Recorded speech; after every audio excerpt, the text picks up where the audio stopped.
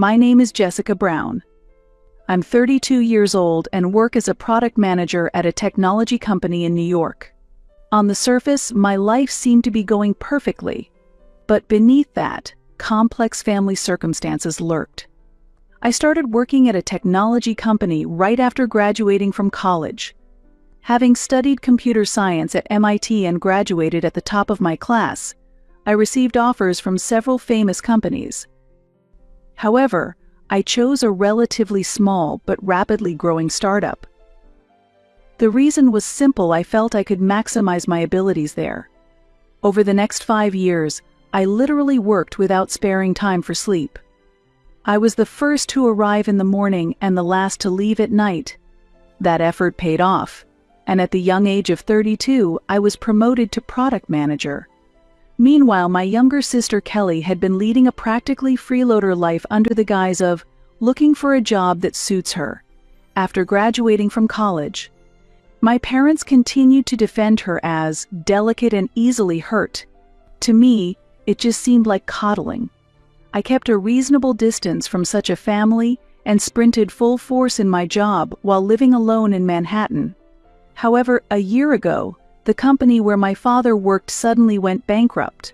Triggered by this, I gave up living alone in Manhattan and started living at home with my parents and sister, Kelly, who is 2 years younger than me. Our family of 4 couldn't maintain the house without my salary. Initially, I thought we could manage modestly by using my salary and my father's savings. But as time passed, my father's savings ran out and my main job's salary alone was insufficient. Reluctantly, I followed up on acquaintances' connections and started working on holidays, in addition to my main job. Honestly, with no days of rest, both my mind and body were screaming. However, I kept telling myself to endure until my father found a new job and Kelly found work. Jessica, about tomorrow's dinner, Kelly says she wants to eat steak. My mother started one day. I inwardly sighed and responded, "Yeah. And it looks like we're running low on grocery money. We can't afford fancy meat. Could you add a little more to the grocery fund?" I frowned. "It's only halfway through the month, isn't it?" Then Kelly interrupted. "The living expenses you're giving are too little. You're joking, right? I'm giving $3,000, there's no way that's not enough." Kelly snorted. "Jessica, don't you know about inflation? $3,000 is not enough for a family of 4. I couldn't hold back my anger anymore. "What do you mean only? If you have so many complaints, why don't you work and contribute to the household? That's not possible. Job hunting costs money. It would be cruel to Kelly." My mother defended her. I cursed inwardly. Despite claiming to be job hunting, Kelly was actually just hanging out at the mall every day. Worse, the living expenses I provided were being given as pocket money to her by our mother. Enough already. If it's really that hard, why don't we sell this house and move to Grandma's farm then? There are jobs there, and living costs would be. Absolutely not. I don't want to return to such a countryside. My mother immediately refused. My grandmother ran a small organic farm in Pennsylvania, and the business was doing well. If we lived with her and helped on the farm, we'd get a salary and could eat fresh vegetables. Life would be easier. But my grandmother was strict, especially about farm work, which my mother disliked. Rather, she wanted to avoid the physical labor of farm work. My father always said the same thing. We should all work together to maintain this life instead of relying on Grandma right away. That's what being dependent means. I wanted to scream internally. It's ridiculous to call me dependent when I'm the one earning the living expenses in front of a sister who doesn't want to work. Since moving back home, my parents' excessive leniency towards Kelly had become even more apparent. One day, an incident left a deep scar in my heart. I had been working late preparing for an important presentation and returned home exhausted. When I entered the living room, Kelly was laughing loudly and drinking wine with her friends. The clock was pointing at 1 a.m. "Kelly, I have an early meeting tomorrow. Could you keep it down a bit?" Kelly looked at me and rolled her eyes exaggeratedly. Oh, work, work, work? You need to have some fun once in a while. Then, my mother popped her head out from the kitchen. Jessica, why don't you join them? Kelly's friends are all nice kids. I can't believe this. You know I have an important presentation at tomorrow's meeting, right? Well, my father intervened. Kelly needs to relieve stress too. Job hunting is tough. I was speechless. Kelly's job hunting consisted of shopping at high-end boutiques and cafe hopping with friends. Yet my parents defended her as if she was genuinely struggling to find a job. This unfair treatment had been ongoing since we were children. I remember one Christmas vividly when I was 10 and Kelly was 8. I had been recognized by my school for excellent science grades that year. I had asked Santa for a microscope I wanted, but on Christmas morning, I found a cheap stationery set instead. Meanwhile, Kelly had a costly Barbie dream house in front of her. She hadn't particularly wanted it. She just mentioned it was cute after seeing it in a TV commercial. But I said I wanted a microscope. I protested. My mother responded as if lecturing. Such an expensive item is impossible. You're big enough to understand, right? This pattern repeated over the years. Even when I won awards in club activities, it was dismissed as expected, yet there was a big fuss if Kelly achieved average grades. When I wanted to take lessons in something, it was declined because it costs money, whereas money was lavishly spent on Kelly's piano and ballet lessons. The disparity became even more apparent when it was time for college. I wanted to attend MIT, but my parents opposed it, saying, "The tuition is too expensive." Eventually, I managed to get their permission by securing a scholarship and deciding to cover part of the tuition with a part-time job. On the other hand, Kelly's grades were so poor that attending a private university was almost out of the question. Yet my parents sent her to an expensive prep school and even hired a tutor for her. Kelly is delicate. It's for our daughter's future, they would say. But this unfairness gradually hardened my heart. Kelly's room had the latest MacBook, and her closet was filled with high-end brand clothes, all bought by my mother under the guise of being necessary for her studies.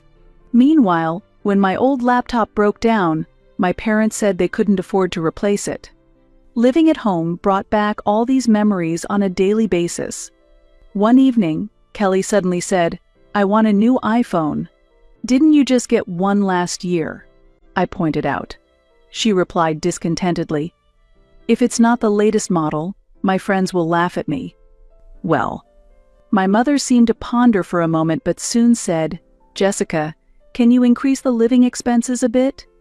It's necessary for Kelly." I put down my fork. Unbelievable. My salary is for the family's living expenses, not for Kelly's luxuries. What luxuries? Kelly raised her voice. "I'm struggling with job hunting too. You don't understand my feelings." My father intervened. "Jessica, have some compassion for your sister. We're a family." At that moment, something inside me nearly snapped. Yet, I tried to remain calm. "Then let me ask you, how many companies has Kelly applied to this week? How many interviews has she had?" Kelly was at a loss for words.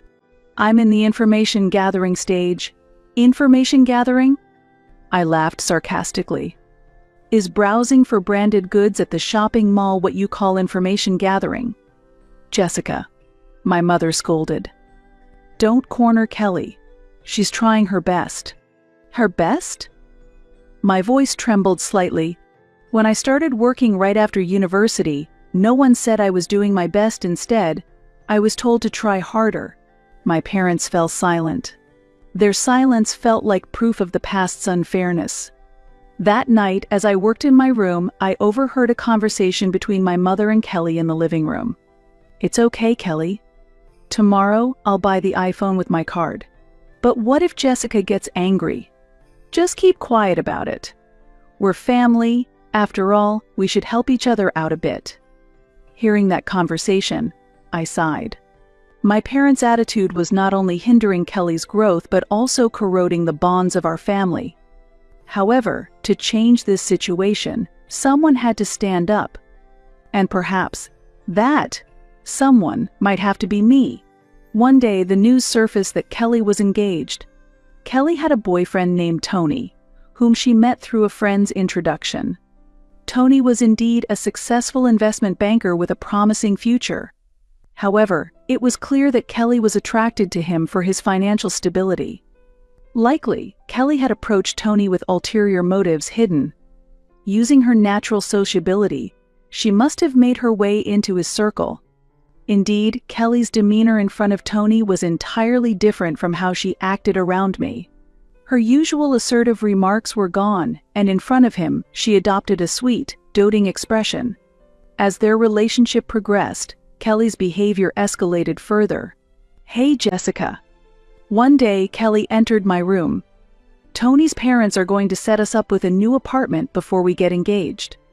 "Oh, that's nice," I responded nonchalantly. "But we need to furnish it.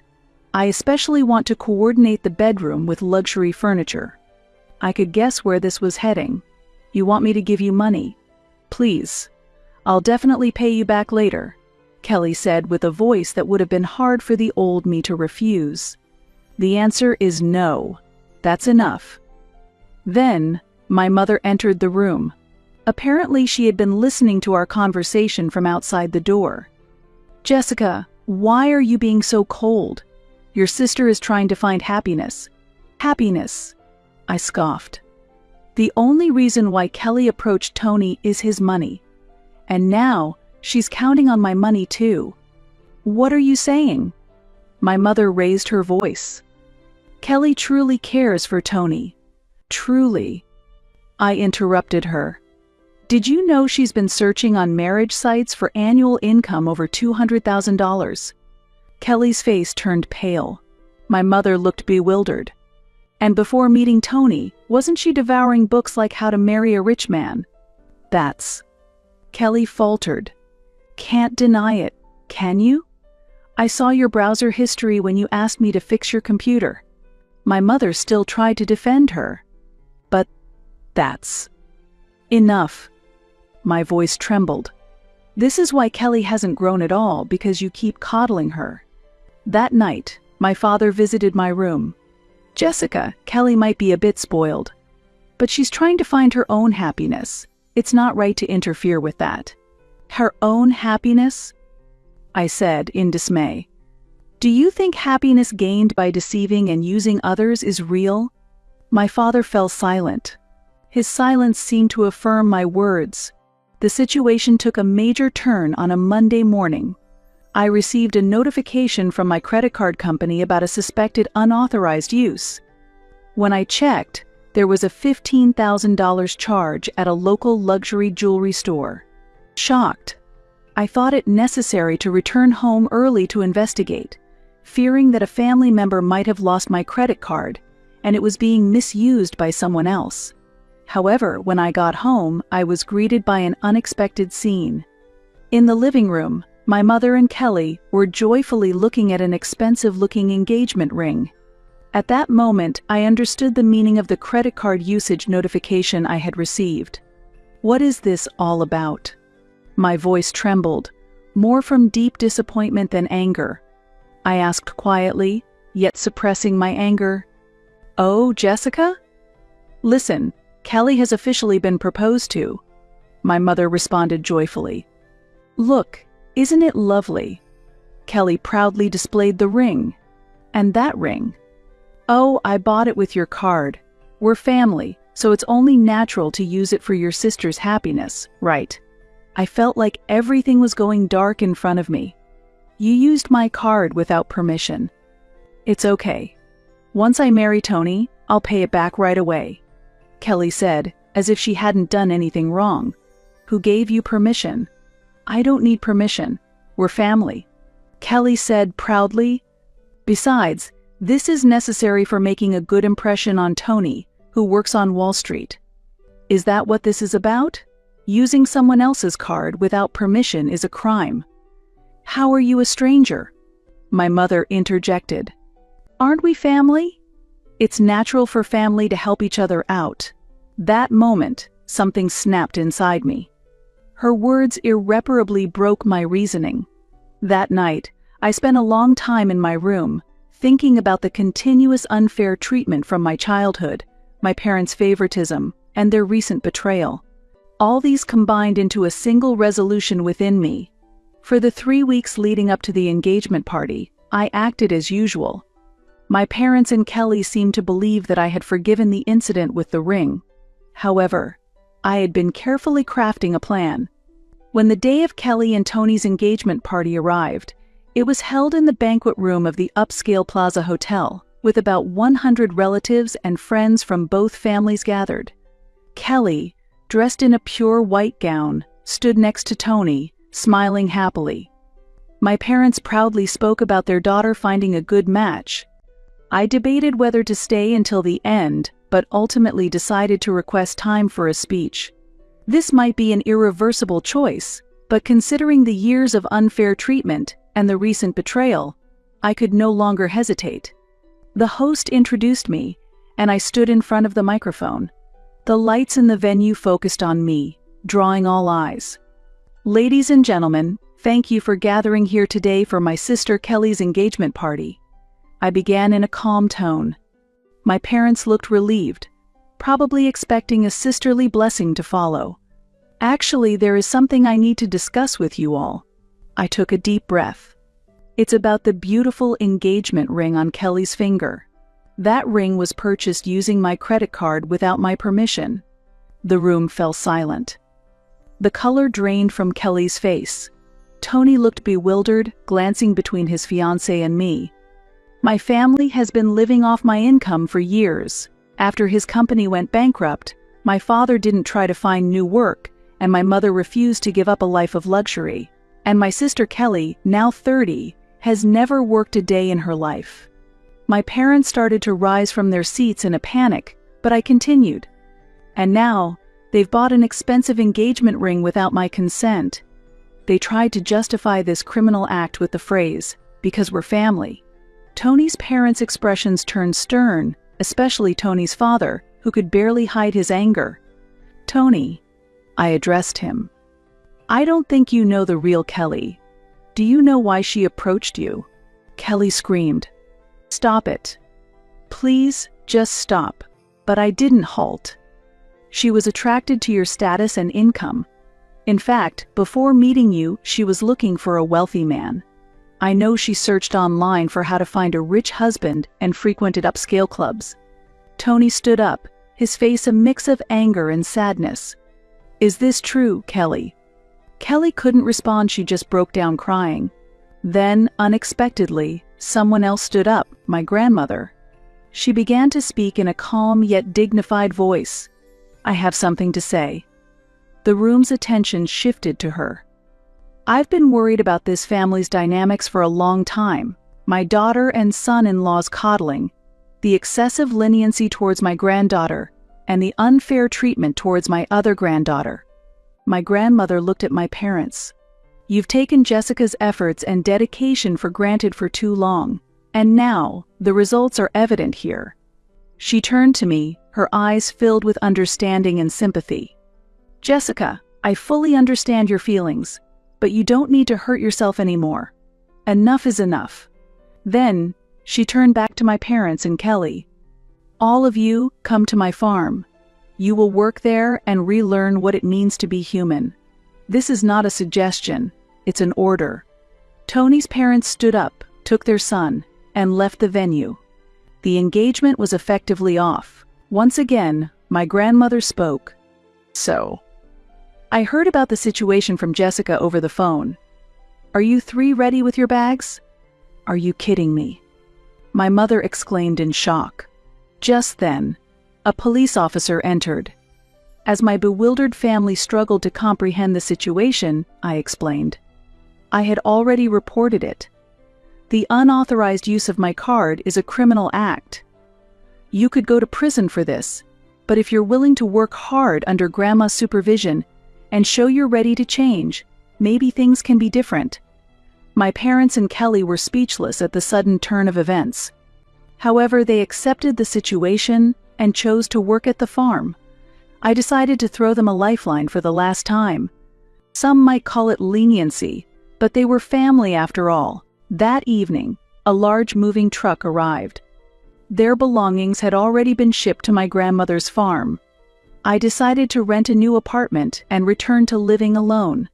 Kelly agreed to slowly repay the cost of the ring by working at the farm. While setting up my new life, I looked out the window. The evening sky was stained red. Time passed, and a year went by. I had fully adjusted to life in my new apartment. Work was going well, and I had been selected as the leader of a new project. On weekends, I enjoyed my hobby of reading and sometimes went out for brunch with friends. I felt like I had finally regained a normal life. One day, I received a call from my grandmother. "Jessica, how are you doing?" Her voice sounded softer than usual. "Fine, thanks to you." "That's good. You know, it's about Kelly." I caught my breath. "She has changed quite a bit. She's up early preparing for the day and takes her work seriously now. She's even getting good reviews from those around her." "Really?" I replied, somewhat skeptically. "Yes, they are all changing little by little." My grandmother continued, "Your father has relearned the value of work through physical labor at the farm. Your mother is gradually letting go of her attachment to a luxurious life. But the most significant change is in Kelly. She's finally learned what it means to work seriously. She's developed a sense of responsibility. Recently, she even started attending a local vocational school to study agricultural management." "It's all thanks to you, Grandma." "No, it's thanks to you," my grandmother kindly said. "It was your tough decision that woke everyone up. I sometimes wonder if my choice was the right one. Was there a gentler way to do it that night? But now I'm convinced that it was a necessary decision. Standing on the terrace of my new home, looking out at the Manhattan skyline, I think to myself, complete forgiveness may still be a long way off. But at least my family is trying to change. And I too am slowly moving forward, dealing with the anger from the past." I remember the last words my grandmother said to me, "Life is long, Jessica. You may be hurt and angry now, but time can heal. And sometimes, things turn out better than we could have ever imagined." I haven't reached that state yet, but at least now I can walk through life on my own terms. That might be enough for me at the moment. And maybe, someday, we might truly reunite as a family. Holding on to that small hope, I look up at the night sky. The wind on the terrace gently strokes my hair. It felt like the wind was announcing a new beginning.